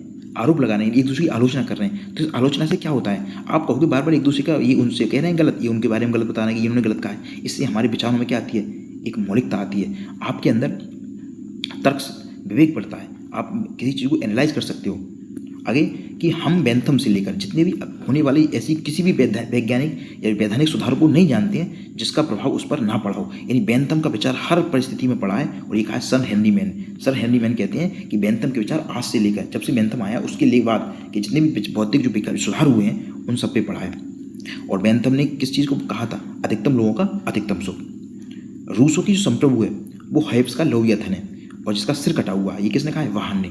आप इसे समझ सकते हैं कि हॉब्स ने कहा था कि जो हमारा शासक होगा, जो समझौता करके हमने जो राजा बनाया है, जिसको हमने अधिकार दिए हैं, वो कैसा होगा? संप्रभु होगा। वो तानाशाह हो सकता है, निरंकुश होगा। जबकि रूसो ये कहते हैं कि जो हम जिस व्यक्ति को राजा बना रहे हैं, जिसको संप्रभु बना रहे हैं, वो हमारी इच्छाएं ही तो हैं, लेकिन कैसी इच्छाएं हैं? यथार्थ इच्छाएं, वास्तविक इच्छाएं। जनरल विल जिसको कहा है। तो इन्होंने जो राजा बनाया है इसको निरंकुश बनाया है। इन्होंने भी निरंकुश बनाया है, लेकिन इन्होंने एक व्यक्ति बनाया है। इन्होंने व्यक्ति नहीं बनाया है, इन्होंने क्या बनाया है? हमारी सबकी इच्छाएं। और जब हमारी सबकी इच्छाएं होंगी तो उसका एक निश्चित रूप नहीं होगा। क्यों? इसलिए उन्होंने कहा है कि उसका सिर कटा हुआ है, यानी उसका सिर नहीं है, यानी वो निरंकुश है अभी भी। वो एक तरीके से अभी भी क्या कर सकता है? संप्रभु है, लेकिन उसका सिर इसलिए नहीं है क्योंकि उसका एक निश्चित रूप नहीं है, उसका कोई रंग नहीं है। इसलिए उसको क्या बोला है वाहन ने कि लेवियाथन है, ये वही लेवियाथन है, लेकिन इसका सिर नहीं है। अच्छा, अंग्रेजी भाषा भाषी के जितने भी विचारक हुए हैं, जितने भी अभी तक इन्होंने जन्म लिया है, उन सब में सबसे अच्छा कौन है? हॉब्स। ये किसने कहा है? सेवाइन का कथन है। यानी सेवाइन हॉब्स की क्या कर रहे हैं? बहुत ज़्यादा तारीफ कर रहे हैं कि हॉब्स अभी तक के जितने भी अंग्रेजी भाषा भाषियों में जितने भी विचारक हुए उनमें सबसे अच्छा हॉब्स है। दबाव समूह को व्यवस्थित अध्ययन करने वाला कौन व्यक्ति है? तो A.E.F. वेंटली। लेवियाथन को अंग्रेजी साहित्य में लिखी जाने वाली सबसे अच्छी रचना किसने कहा है? माइकल ऑक्सफोर्ड ने। तो वापस क्वेश्चन आ गया कि हॉब्स को सबसे अच्छा दार्शनिक किसने माना है अंग्रेजी भाषा भाषियों में? वाहन ने माना है। लेकिन लेवियाथन की जो पुस्तक है उसको सबसे अच्छा अंग्रेजी साहित्य में किसने माना है? ये माइकल ऑक्सफोर्ड ने माना है। भारतीय भारतीय राजनीति में जाति के राजनीतिकरण की व्याख्या किसने कही है? रजनी कोठारी ने। रजनी कोठारी ने भारत के जो अंदर राजनीतिकरण हो गया है जातियों का, उसके बारे में कहा है। अच्छा, भारत की जो असली गुटनिरपेक्षता का सिद्धांत किसने दिया? जनता पार्टी सरकार। जनता पार्टी सरकार ने भारत की जो गुटनिरपेक्षता नीति थी को उसको असलियत में माना, क्योंकि भारत की जो गुटनिरपेक्षता नीति जवाहरलाल नेहरू के जो जमाने की थी या इंदिरा गांधी के टाइम की थी, तो उसमें सोवियत संघ की तरफ भारत का झुकाव ज़्यादा था। तो जनता पार्टी उनका क्या करती थी? विरोध करती थी, आलोचना करती थी कि आपका जो गुटनिरपेक्ष है, आप कहते हो कि हम किसी का पक्ष नहीं ले रहे हैं, हम किसी के साथ अलाइन नहीं हो रहे हैं, नॉन अलाइन का हमारा सिद्धांत है, लेकिन अलाइन है वास्तव में, क्योंकि आप सोवियत संघ की तरफ रुख कर रहे हो, आपका उनका तरफ टिल्ट हो। लेकिन हम क्या करेंगे? हम असलियत में बनाएंगे, यानी उसको असली गुटनिरपेक्ष बनाएंगे। इसलिए उन्होंने क्या किया? सोवियत संघ के साथ साथ यूएसए के साथ भी क्या गए? संबंध स्थापित किए। तो उसे बोलते हैं असली गुटनिरपेक्षता का सिद्धांत। जनता पार्टी सरकार या मोरारजी देसाई उस समय के क्या तत्कालीन प्रधानमंत्री। अच्छा, मनुष्य को सोचने से पहले खाना चाहिए, और खाने के लिए उत्पादन करना होगा, और उत्पादन का मूल क्या है? क्रियाकलाप है। यानी उन्होंने माना है कि इंसान सोचेगा कब? जब वो खाएगा, और खाना ही उसका क्या है? खाने के लिए उत्पादन चाहिए। इसका मतलब उन्होंने सोचा कि उत्पादन ही तो असली क्या है? चीज़ है, यानी उत्पादन ही हर चीज़ की क्या है? मूल है। और ये मार्क्स ने कहा है। मार्क्स का हम कथन को स्टार्टिंग से पढ़ चुके हैं कि वो क्या कहते हैं? उत्पादन के साधनों का ही मूल बताते हैं कि जो चेतना है हमारे अंदर, वो चेतना कहाँ से आ रही है? वो हमारी उत्पादन के साधनों से आ रही है। सॉफ्ट पावर का जो सिद्धांत है, जैसे हम मृदु शक्ति बोलते हैं, कोई भी देश सॉफ्ट पावर कितना होगा, इसके सिद्धांत किसने दिया है? जोसेफ नाइस ने। अगर आपको सॉफ्ट पावर समझ में नहीं आ रहा है तो मैं आपको समझा देता हूँ। सॉफ्ट पावर का मतलब होता है किसी भी देश के पास जो संस्कृति होती है, भाषा होती है, वहाँ के जो लोग होते हैं, उनकी जो विचारधाराएँ होती हैं, और वहाँ के लोगों की जो बौद्धिक क्षमताएं होती हैं, इसी को हम सॉफ्ट पावर बोलते हैं। आप ऐसे समझ सकते हैं किसी व्यक्ति की गुडविल को सॉफ्ट पावर कहते हैं। सॉफ्ट पावर का सिद्धांत किसने दिया? जोसेफ नाई ने। और नौकरशाही को सत्ताधारी सेवक किसने कहा है? रॉबर्ट के मर्टन ने। ये क्या है? सेवक है, लेकिन कैसा है? सत्ताधारी, इन सत्ता में बैठा हुआ सेवक है हमारा। ये नौकरशाही को बोला है रॉबर्ट के मर्टन ने। बहुलवाद का जनक किसको माना जाता है? ऑटो वान गियर के को बहुलवाद का जनक माना जाता है। और बहुलवाद से अंदर पढ़ चुके हैं कि बहुलवाद का मतलब राज्य की सत्ता है वो छोटे छोटे क्या होगी? संस्थाओं के पास होगी। इसी को बहुलवाद बोलते हैं। सामाजिक अभियांत्रिकी का जो विचार है, सामाजिक अभियांत्रिकी का विचार कॉल पाकपर ने दिया है। दबाव समूह को अदृश्य सरकार, दबाव समूह जो होते हैं प्रेशर ग्रुप, तो प्रेशर ग्रुप क्या होते हैं? प्रेशर ग्रुप एक ऐसी संस्थाएं होती हैं, एक ऐसा संगठन होता है जो किसी भी देश की सरकार को क्या करता है? प्रभावित करता है, अपने हित में क्या करता है? उनको प्रभावित करता है और अपने हित को साधने की कोशिश करता है, लेकिन इस चुनाव में भाग नहीं लेता है। उनको प्रभावित करेगा धरने के द्वारा। तो जितने भी मजदूर संघ होते हैं या छात्र संघ होते हैं या बैंक के जो कर्मचारी होते हैं वो हड़ताल करते हैं, तो ये सब दबाव समूह में आ जाते हैं। तो वो कैसी होती है? अदृश्य सरकार होती है, दिखाई नहीं देती है, लेकिन सरकार चला रही होती है। ये किसने कहा? डी मैकिन कहते हैं कि दबाव समूह क्या है? अदृश्य सरकार है। और दबाव समूह को अज्ञात साम्राज्य किसने कहा है? एस ई फाइनर ने इसको अज्ञात, एक दूसरे से तो मिले जुले हैं ये दोनों। ये अदृश्य सरकार की बात कर रहे हैं, ये अज्ञात सरकार की बात कर रहे हैं। राजनीतिक दल को सिंहासन के पीछे की शक्ति किसने कहा है? फाइनर ने वापस फिर कहा है कि राजनीतिक दल ही क्या कर रहे हैं? असलियत में सिंहासन के पीछे की पावर है, दल ही तो चला रहे हैं देश को। शक्ति पृथक्करण का सिद्धांत किसने दिया? मोंटेस्क्यू ने अपनी पुस्तक द स्पिरिट ऑफ लॉज में शक्ति पृथक्करण, इसे बोलते हैं, जो पावर है उसको बांट दिया है। इसका सिद्धांत यूएसए ने सबसे पहले अपनाया है, मोंटेस्क्यू। मैं ही राजू, ये लुईस 14वां फ्रांस के तत्कालीन राजशासक, मैं ही स्टेट हूँ, ये किसने कहा है? लुईस 14वीं ने। आत्मरक्षा को मूल अधिकार किसने माना है? आत्मरक्षा को मूल अधिकार हॉब्स ने माना है। हॉब्स ने जो अपना लेवियथन बनाया था, उसने कहा था कि लेवियथन निरंकुश है, लेकिन उसको आत्मरक्षा के लिए ही लाया गया है। इन मनुष्य की आत्मरक्षा के लिए ही हमने समझौता किया है। अगर कोई व्यक्ति का आत्मरक्षा नहीं कर पा रहा राज्य, तो उसके खिलाफ क्या कर सकता है? वो विद्रोह कर सकता है। तो आत्मरक्षा को ही मूल अधिकार माना है। जबकि लॉक ने जो आत्मरक्षा के साथ साथ किसको माना? लाइफ को, जीवन को, और लिबर्टी यानी आज़ादी को, और प्रॉपर्टी मतलब संपत्ति को, यानी जीवन, स्वतंत्रता और संपत्ति, इसको क्या माना है? अधिकार माना है लॉक ने। तो लॉक के अनुसार व्यक्ति को जीवन, स्वतंत्रता और संपत्ति, ये क्या है? उसके मौलिक अधिकार हैं। मौलिक नहीं बोलेंगे, इनका तात्पर्य होगा वो कैसे अधिकार है उसके? ये उसके प्राकृतिक अधिकार हैं जो उसे प्रकृति में मिले हैं। तो प्राकृतिक अधिकार कौन कौन से हैं? जीवन, स्वतंत्रता और संपत्ति का अधिकार, ये जॉन लॉक के अनुसार। जबकि हॉब्स के अनुसार आत्मरक्षा। राज्य का विकास हुआ है, निर्माण नहीं। ये कारण आप पीछे भी पढ़ चुके हैं कि राज्य ऐसा नहीं है कि आपने समझौता कर लिया, ये बुद्धि के विकास आएगा देवताओं से, नहीं, इसका निर्माण हुआ है, इसका विकास हुआ है। ये विकासवादी सिद्धांत है। राज्य को आवश्यक बुराई माना है, किसने? व्यक्तिवाद ने। आप इसे ऐसे समझते, राज्य जो है ये क्या है? बुराई है, लेकिन कैसी बुराई है? आवश्यक है। तो इसको गलत चीज़ माना है, यानी क्या है? बुराई है लेकिन आवश्यक है। ये आवश्यक इसलिए है क्योंकि इसमें व्यक्ति का विकास होगा। राज्य होगा तो विकास होगा, क्योंकि उसके लिए अधिकार मिलेंगे, और अधिकार की रक्षा करने के लिए राज्य चाहिए। और बुराई इसलिए माना है क्योंकि ये कुछ प्रतिबंध भी लगाती है व्यक्ति की स्वतंत्रता पर, इसलिए ये क्या है? आवश्यक है उसके लिए, लेकिन ये बुराई भी है। अगला, राज्य को अनावश्यक बुराई माना है, अराजकतावाद। तो अराजकतावाद बुराई भी मानना है और अनावश्यक भी मानना है, क्योंकि यह क्या करता है? अराजकतावाद की स्थिति में राज्य को क्या माना है? खराब चीज़ माना है, राज्य होना ही नहीं चाहिए। इसमें महात्मा गांधी का नाम आ सकता है। महात्मा गांधी कहते हैं कि राज्य की जरूरत ही नहीं है, क्योंकि राज्य की जो आत्मा होती है वो आत्मा से हीन होती है। राज्य के पास कोई धर्म नहीं होता है, क्योंकि वो बल का प्रयोग करती है, धर्म से हीन होती है, इसलिए उसको आत्माहीन बोला गया है। तो गांधी जी को क्या बोला जाता है? दार्शनिक अराजकतावादी। एक पर में आ चुका है, दार्शनिक अराजकतावादी किसको बोला है? गांधी जी को बोला जाता है, क्योंकि वो राज्य को समाप्त करने की बात करते हैं। वैज्ञानिक व्यक्तिवाद किसने कहा है? किसको कहा जाता है? Herbert Spencer. हर्बर्ट स्पेंसर वैज्ञानिक व्यक्तिवाद है। और राज्य का स्वरूप मूलतः एक निगम है। ये मैकाइवर ने कहा है कि क्या है वो? निगम है, संस्था है। राजनीतिक विज्ञान का आरंभ और अंत किससे होता है? राज्य के साथ होता है। ये गार्नर ने कहा है कि राजनीतिक विज्ञान का शुरुआत और लास्ट किससे हो गया? राजनीतिक राज्य के साथ। राज्य सर्वोच्च नैतिकता का प्रतिनिधित्व करता है। ये कांट ने कहा है कि सर्वोच्च नैतिकता है, वही राज्य को क्या है? प्रतिनिधित्व कर रहा है। तृतीय विश्व की सर्वप्रथम प्रयोग किसने किया है? अल्फ्रेड सावी।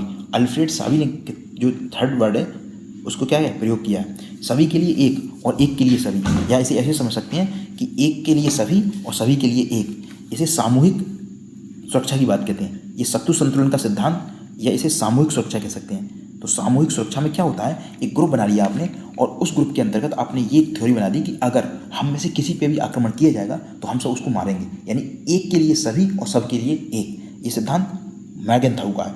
मॉर्गनथाउ कहते हैं कि सभी के लिए एक, एक के लिए सभी।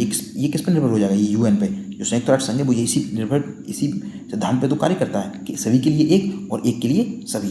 आगे, राज्य इतिहास की उपज है। राज्य जो है इतिहास से बना। ये किसने कहा है? बर्गेस ने। कानून की पुस्तक में राज्य केवल नए शब्द जोड़ देता है।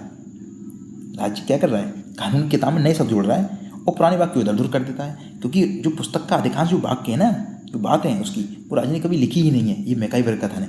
ये मैकाइवर राज्य को कहते हैं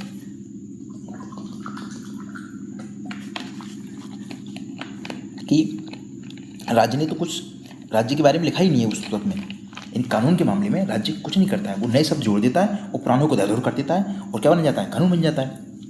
जिस प्रकार बदसूरती का ना होना खूबसूरती नहीं होता है, उसी प्रकार बंधन का ना होना स्वतंत्रता नहीं होती। आप सोचते हो कि मुझे छूट मिल जाए, मुझे हर काम करने घर वाले कुछ नहीं कहें, तो ये असलियत में आपको स्वतंत्रता नहीं है, क्योंकि आप इससे बिगड़ सकते हो, आपका विकास नहीं होगा। तो असली स्वतंत्रता क्या होती है? प्रतिबंध के साथ होती है। इसलिए बारकर कहते हैं कि ऐसा नहीं है कि आप सोचो कि आप बंधन नहीं हो, बंधन का अभाव हो जाए, आप पे बंधन ना हो तो इससे आप स्वतंत्र हो जाओगे। स्वतंत्रता नहीं है, वो अराजकता की स्थिति हो जाएगी। ये कह रहे हैं प्रभु सत्ता को त्यागना आत्महत्या के समान है, यानी प्रभु सत्ता को बहुत जरूरी मानना है। अगर आपके पास प्रभु सत्ता नहीं है तो क्या है? ये आत्महत्या के समान है।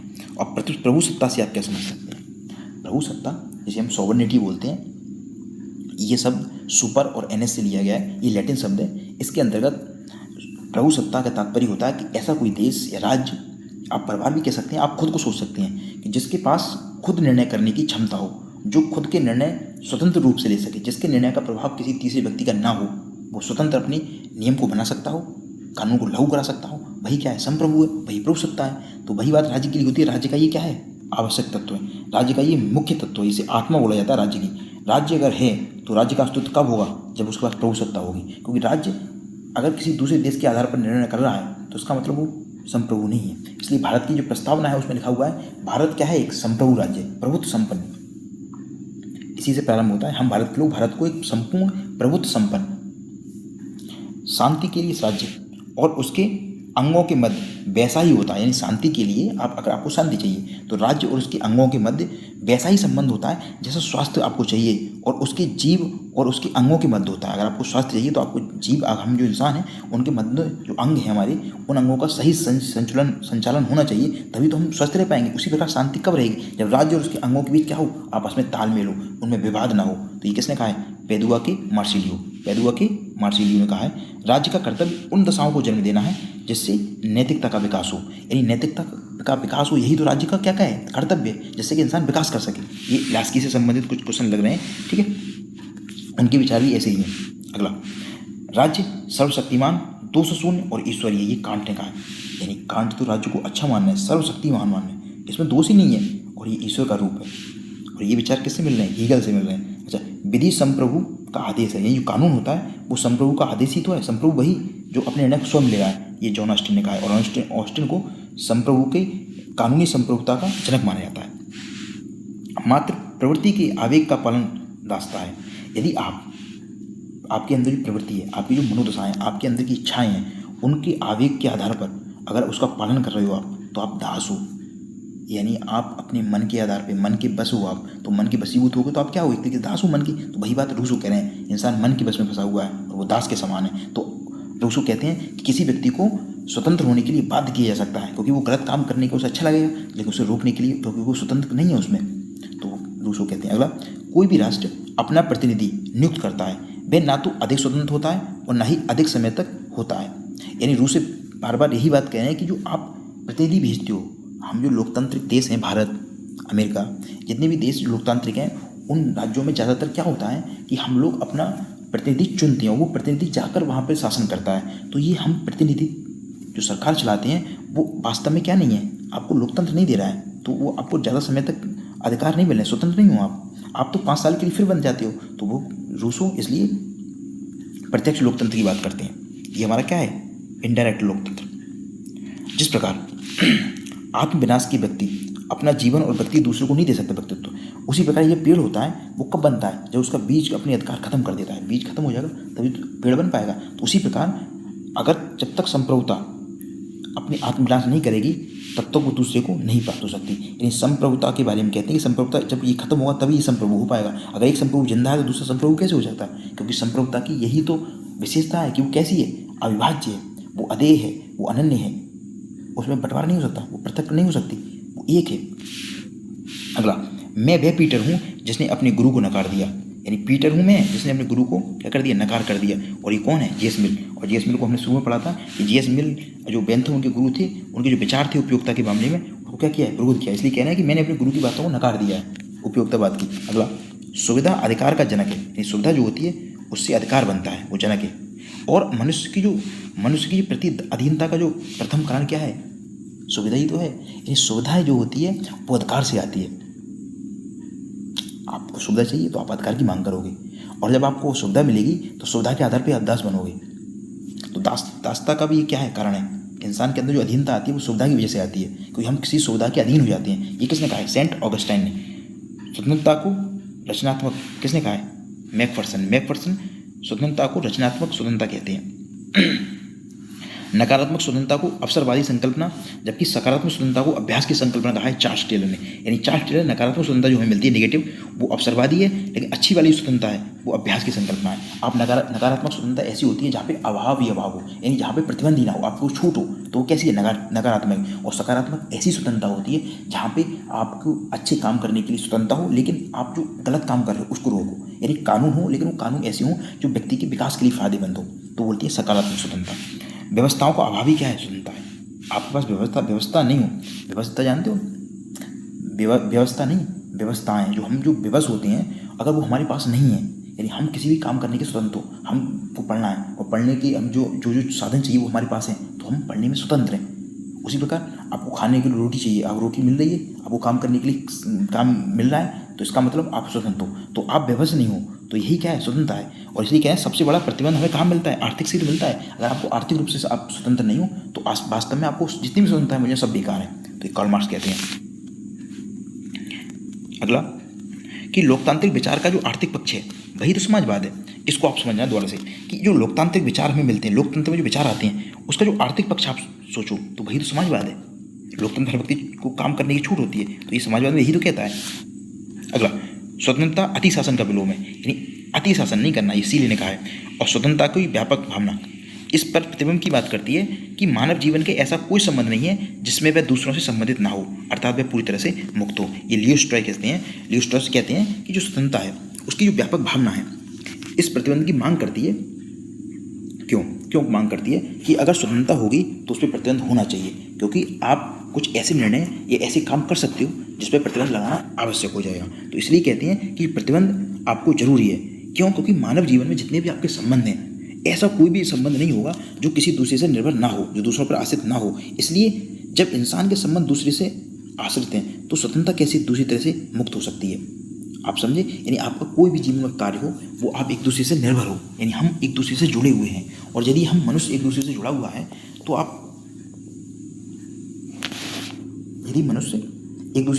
है तो आप ऐसे कैसे मान सकते हो कि जो स्वतंत्रता है वो भी क्या होगी, उस पर प्रतिबंध नहीं होगा। ये लियो स्ट्रॉस का कथन है। अगला, भारत मतदान की मांग कौन करते हैं? जीएस बिल हम पढ़ चुके हैं कि वो ये बात करते हैं कि लोगों को बराबर मतदान नहीं मिलना चाहिए, एक वोट एक का अधिकार की बात नहीं करते हैं, वो भारत की बात करते हैं, यानी किसी व्यक्ति को ज़्यादा किसी को कम।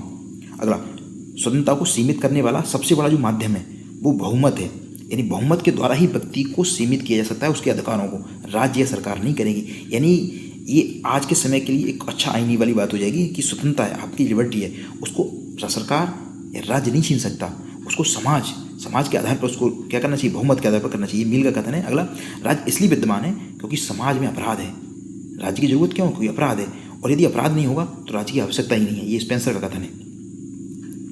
हो सकता है कि मैं आपके विचार से सहमत नहीं हूँ, हो सकता है, लेकिन मैं मरते दम तक इस अभिव्यक्ति के अधिकार की रक्षा करूँगा कि आप क्या करोगे, आप बोलो। यानी हो सकता है कि मैं आपके विचार से सहमत नहीं हूँ, लेकिन मेरा ये कर्तव्य है कि आपके सहमत ना होने के बावजूद भी आपके जो अधिकार है बोलने का, उस अधिकार को मैं नहीं छूऊंगा। तो कह रहे हैं हो सकता है मैं असमत हो सकता हूँ, लेकिन मरते दम तक आपकी अभिव्यक्ति के अधिकार को, आपके जो बोलने का अधिकार है उसकी मैं रक्षा करूँगा। ये वॉल्टेयर का कथन है।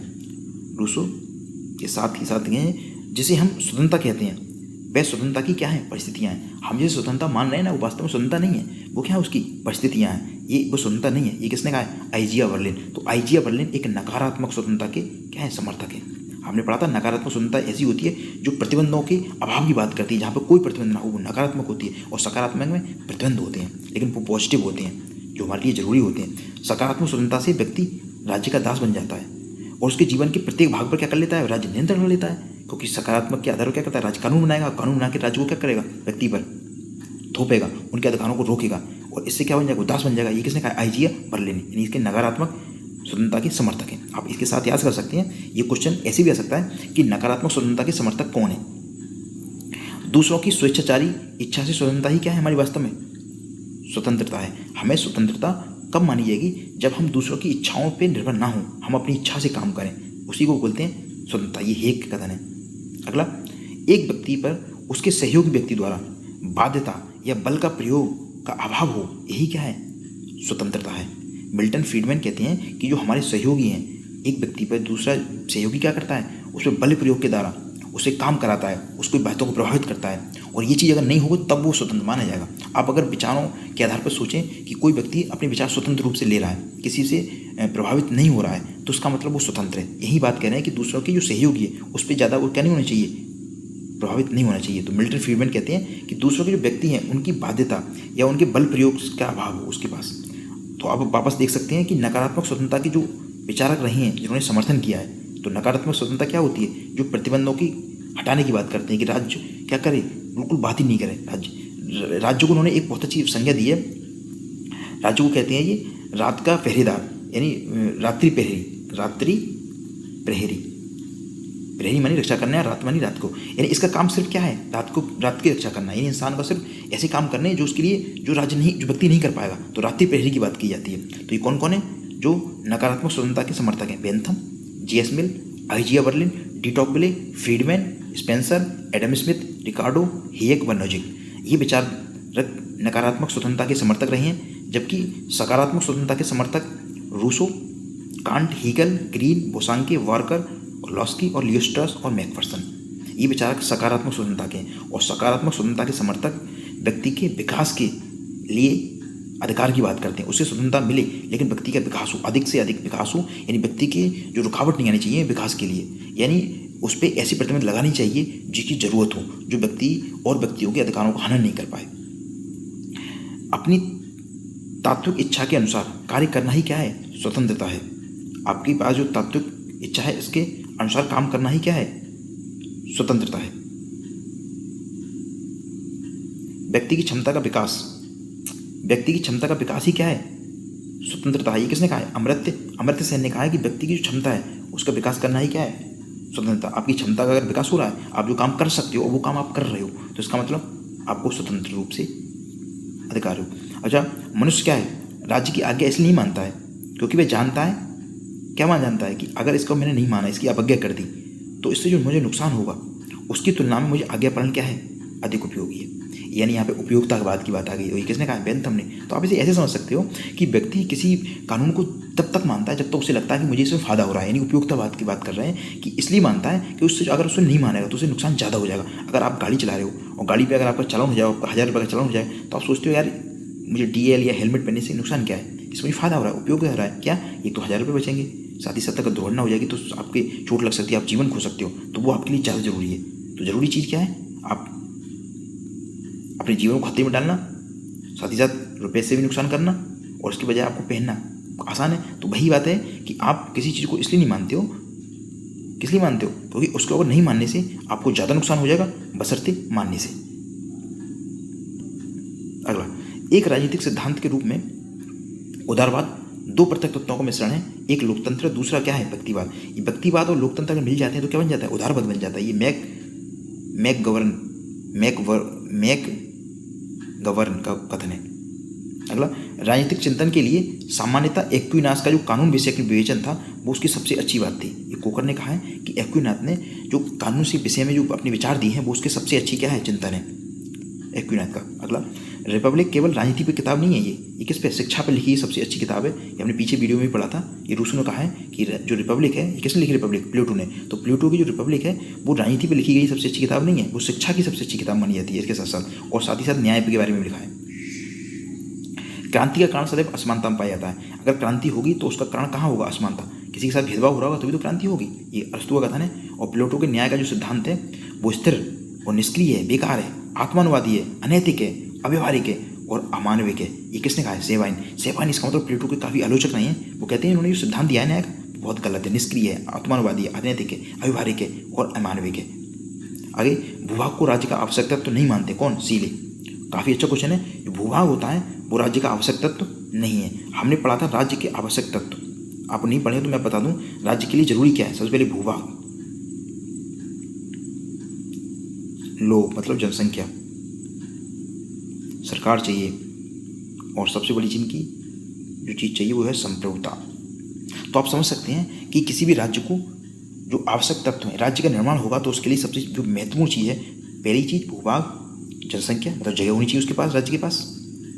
और पॉलिटिकल साइंस में राज्य का मतलब आप स्टेट उत्तर प्रदेश या पंजाब या हरियाणा ये वाले राज्य नहीं है, हम देश के बारे में बात करते हैं, नेशन स्टेट। तो राज्य जो होगा उसके लिए जगह चाहिए, वहाँ पे रहने वाले लोग चाहिए और सरकार होनी चाहिए। और सरकार के साथ साथ उनका सब चीज़ महत्वपूर्ण चीज़ क्या है? संप्रभुता, यानी वो सोवरेन हों, वो अपने निर्णय खुद ले पाएँ, वो किसी की दूसरे से उनके निर्णय है प्रभावित ना हों। तो इसमें जो सबसे बड़ी जो प्रमुख चीज़ है, इसे आत्मा बोला जाता है राज्य का, वो है संप्रभुता।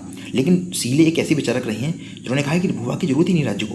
तो भूभाग को राज्य का क्या नहीं माना है? आवश्यक तत्व नहीं माना है। किसने? सीले ने। इसके अलावा बिलोबी का भी नाम इसमें ऐड कर सकते हो आप लिख सकते हो कि बिलोबी ने भी राज्य को, भूभाग को आवश्यक तत्व नहीं माना है। तो ऐसे भी आ सकता है कि राज्य के अंदर भूभाग को आवश्यक तत्व किसने नहीं माना? सीले और बिलोबी। यदि प्लेटो आज जीवित होते तो वे आधुनिक साम्यवादियों से भी ज़्यादा क्या होते? साम्यवादी होती है, मैक्सी ने कहा है। और मैंने आपको पीछे वीडियो में पढ़ाया था कि जो प्लेटो था वो साम्यवाद कहते हैं दो चीज़ों में, एक तो पत्नियों का और संपत्ति का। तो वो कहते हैं शासक वर्ग जो होगा और सैनिक वर्ग होगा वो पत्नी और संपत्ति नहीं रख पाएगा निजी, उनकी सार्वजनिक संपत्ति होगी और पत्नियाँ होंगी। ठीक है, तो ये कह रहे हैं कि आज के समय में जो साम्यवादी है ना उनसे भी ज़्यादा साम्यवादी होती है अगर आज होती। तो किसने कहा है? मैक्सी ने कहा है। अगला, राजनीति विज्ञान इतिहास व राजनीति के मध्य स्थित है, यानी राजनीति विज्ञान जो है वो इतिहास और राजनीति के मध्य स्थित है। राजनीति विज्ञान ये किसने कहा है? लॉर्ड ब्राइस का कथन है कि राजनीति विज्ञान इतिहास और राजनीति के मध्य का स्थित है। अच्छा, प्रजातांत्रिक जो समानता है वो क्या है? पंच है। इन लोगों को गुमराह किया जा रहा है कि प्रजातंत्र में क्या समानता मिलेगी, ये बर्क ने कहा है, एडमंड बर्क। अच्छा, राज्य सदैव क्या है? दमनकारी संस्था है। ये तो आप समझ सकते हैं, दमनकारी संस्था किसने माना है? मार्क्स ने। और ये कभी भी प्रजातांत्रिक संस्था हो ही नहीं सकती, ये मार्क्स का कथन है।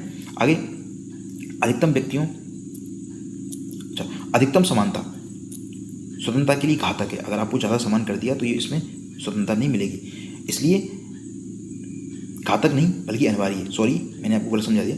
अधिकतम समानता स्वतंत्रता के लिए घातक नहीं है, ये दो बार लिख दिया है, बल्कि क्या है? अनिवार्य है। यानी अधिकतम समानता होगी तभी स्वतंत्र रह पाएगा। ये किसने कहा? अरिस्टोटल ने। अगला, नागरिक शास्त्र अधिक और कम मानव ज्ञान की वह उपयोगी शाखा है जो नागरिक से संबंधित है और प्रत्येक चीज़ का वर्णन करती है। ये कारण ने कहा है कि नागरिक शास्त्र जो है क्या करती है? इंसान के ज्ञान की वह शाखा है जो नागरिक से संबंधित प्रत्येक चीज़ का वर्णन करती है, यानी नागरिक से संबंधित हर चीज़ का वर्णन कर रही है नागरिक शास्त्र। अगला, नागरिक शास्त्र नागरिकता का विज्ञान और दर्शन। ये किसने कहा है? नागरिक शास्त्र को नागरिकता और विज्ञान का दर्शन प्रोफेसर E.M. वाइट। अच्छा, बुद्धिजीवियों के वर्चस्व का सिद्धांत ग्रामसी ने दिया है।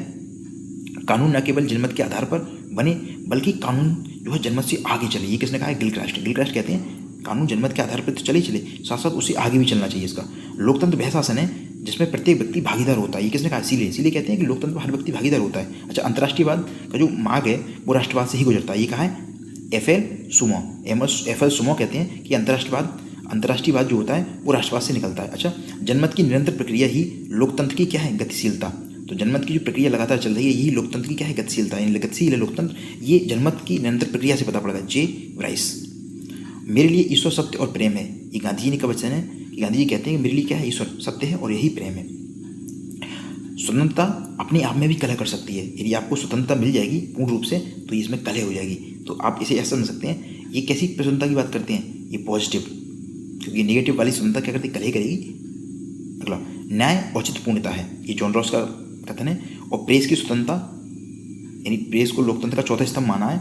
और ये सबसे पहले राजनीतिक दल की व्याख्या किसने की? एडमंड बर्ग ने। प्रेस को चौथा स्तंभ सबसे पहले किसने बताया? लोकतंत्र का, एडमंड बर्ग। और राजनीतिक दल की व्याख्या भी सबसे पहले किसने की? एडमंड बर्ग ने। अच्छा, राजनीतिक शक्ति की जो अवधारणा थी उसको राजनीति के अध्ययन की आधारभूत अवधारणा किसने बताई? Alan Voss. यानी एलन वॉस राजनीतिक शक्ति की अवधारणा बताई है और साथ ही राजनीतिक अध्ययन की आधारभूत अवधारणा माना है। किसने? एलन वॉस ने। भारतीय संघवाद को सहयोगी संघवाद किसने कहा है? Granville Austin. ग्रेनविल ऑस्टिन भारतीय संघवाद के बारे में टिप्पणी करते हैं और भारतीय संविधान की जो टिप्पणी उन्होंने एक लिखी है पुस्तक महत्वपूर्ण, तो उसमें कहते हैं भारतीय संघवाद है वो सहयोगी संघवाद है, जबकि अर्ध संघवाद किसने कहा है? केसीवियर। तो केसीवियर भारतीय संविधान को अर्ध संघवाद कहते हैं, जबकि ग्रेनविल ऑस्टिन भारतीय संघवाद को सहयोगी संघवाद कहते हैं, जबकि सौदेबाजी का संघवाद कौन कहते हैं? मॉरिन जॉन्स। तो ये तीनों आपको वापस याद रखने पड़ेंगे। ग्रेनविल ऑस्टिन सहयोगी संघवाद, केसीवियर भारतीय संविधान को अर्ध संघवाद और मॉरिन जॉन्स सौदेबाजी का संघवाद कहते हैं। आगे, न्यायिक की जो सामाजिक संस्थाएं हैं उनका प्राथमिक गुण है, यानी न्याय जो है समाज की जो संस्थाएं हैं उनका सबसे पहला गुण, पॉजिटिव गुण क्या है? जॉन रॉस ने कहा है। संप्रभुता के लक्षण आप वापस पढ़ सकते हैं। निरंकुशता, संप्रभुता कैसी है? निरंकुश होनी चाहिए, मौलिकता होती है उसके अंदर, सर्वव्यापकता होती है, हर जगह पाई जाती है। ऐसा नहीं है कि भारत अगर संप्रभु होगा तो आप ये नहीं कह सकते कि पंजाब में संप्रभुता नहीं है, पंजाब में उसका वैल्यू उतनी है जितनी उत्तर प्रदेश में है। तो उसका मतलब सर्वव्यापक होगी। अप्रत्यक्षता मतलब उससे बंटवारा नहीं होगा उसका। अनन्यता, अविभाज्यता, बंटवारा नहीं है, स्थायित्व होगा। और निरपेक्षता होगी। राज्य की जो आत्मा और हृदय किसको माना है? संप्रभुता को, हमने पढ़ा था पीछे। और संप्रभुता का सबसे पहले सिद्धांत किसने दिया? जीन बौद्धों ने। लास्ट, राज्य के जो तत्व हैं कौन कौन है? भूभाग, जनसंख्या, सरकार और संप्रभुता हम पढ़ चुके हैं। और इसमें संप्रभुता इसकी क्या है? आत्मा है। और भूभाग को किसने नहीं माना है राज्य का आवश्यक तत्व? सीले और बिलोवी। सीले और बिलोवी कहते हैं कि राज्य के लिए जरूरी नहीं है कि इसमें भूभाग हो। अगला, समस्त मानव जाति की एक सामान्य प्रवृत्ति, क्या प्रवृत्ति है? कि एक के बाद एक शक्ति प्राप्त करते जाओ, ये हमारा शाश्वत है और अनवरत अभिलाषा होती है। और ये जो कब खत्म होती है? जब व्यक्ति की मृत्यु हो जाती है। तो हॉब्स इंसान को बहुत ही नेगेटिव वे में पेश करते हैं कि इंसान कैसा है? लालची है, उसकी प्रवृत्ति खत्म होने वाली नहीं है, वो लालची होता है, शक्ति प्राप्त करना चाहता है। और ये प्रवृत्ति कब खत्म होती है? जब उसकी मृत्यु हो जाती है। ये थॉमस हॉब्स का वचन है।